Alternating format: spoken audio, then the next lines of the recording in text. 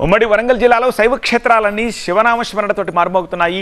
1000 స్తంభాల రుద్రేశ్వరాలయం, కాళేశ్వరం ముక్తేశ్వర క్షేత్రం, రామప్ప, కోటగుళ్ళు, సిద్ధేశ్వరాలయాల్లో భక్తులు పోటెత్తారు.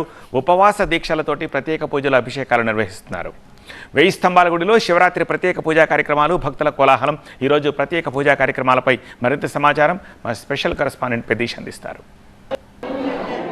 హర హర మహాదేవ శంభో శంకర. ఓం నమ శివాయ నామస్మరణతో శైవ క్షేత్రాలన్నీ భక్తుల శివనామ స్మరణతో మారుమ్రోగిపోతున్నాయి. వరంగల్ ఉమ్మడి జిల్లాలో ప్రసిద్ధిగాంచిన శైవ క్షేత్రాలన్నీ ఈరోజు శివరాత్రి సందర్భంగా తెల్లవారుజాము నుండే ప్రత్యేక పూజలు, అభిషేకాలు నిర్వహిస్తున్నారు. వరంగల్లో ప్రసిద్ధిగాంచిన 1000 స్తంభాల రుద్రేశ్వరాలయం ఈరోజు తెల్లవారుజాము నుండే ఈ విధంగా భక్తులతో కిక్కిరిసిపోయి కనిపిస్తుంది.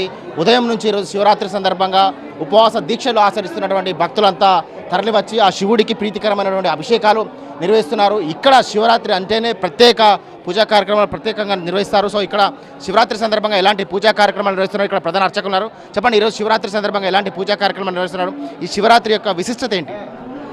ముందుగా టీవీ9 చూస్తున్నటువంటి ప్రజానీకాలందరికీ కూడా మహాశివరాత్రి శుభాకాంక్షలు, శుభాశిష్యులు. మనకు 11 మాస శివరాత్రి వచ్చిన తర్వాత 12వది మహాశివరాత్రిగా చేసుకోవడం జరుగుతుంది. అయితే ఈసారి ఆదివారము అలాగే లింగోద్భవ సమయంలో సోమవారం కలిసి రావడము 8 సంవత్సరాల తర్వాత కలిసి వచ్చింది. ఆరోగ్యం భాస్కరాదిచ్చేత్, ఐశ్వర్యం ఈశ్వరాదిచ్చేత్ అనేది మన శాస్త్రవచనం. ఆరోగ్యం కావాలంటే సూర్యుడిని పూజించాలి, ఐశ్వర్యం కావాలంటే ఈశ్వరుని అర్చించాలి. అటువంటి రెండు కలిసినటువంటి రోజు ఏదో రావడం జరిగింది. కాబట్టి ఎవరైతే ఆరోగ్యం బాగలేని వారు కానివ్వండి, ఐశ్వర్యం కావాలని వాళ్ళు, లేకుంటే ఏదైనా అప్పుల బాధలు ఉన్నవాళ్ళు కూడా ఆ రుద్రేశ్వర స్వామి వారికి కానీ ఏ శివునికైనా కానీ దానిమ్మ రసము కానీ చెరుకు రసంతో అభిషేకిస్తే వారి యొక్క బాధలను తిరిగిపోతాయి. దాంతోపాటు శివరాత్రి అంటే ఉపవాసము, జాగరణ, లింగోద్భవ కాల పూజ. లింగోద్భవం అంటే రాత్రి 12 గంటల నుంచి తెల్లవారుజామున 3 గంటల వరకు కూడా లింగోద్భవ సమయాన్ని పిలుస్తారు.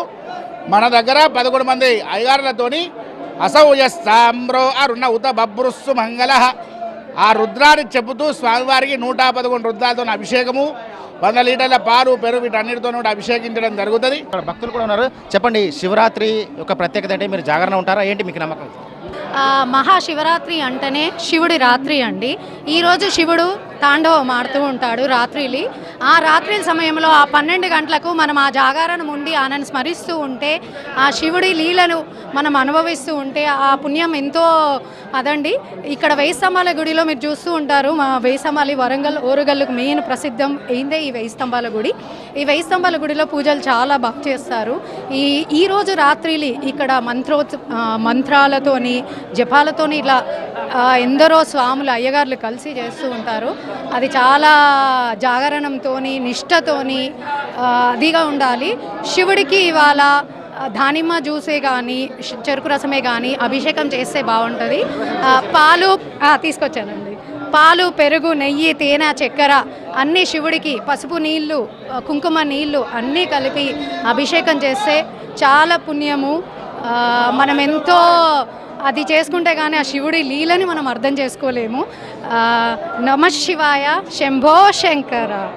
సో ఇది భక్తులు ఎంతో తన్మయత్వంతో శివుడి సన్నిధికి తరలి వస్తున్నారు.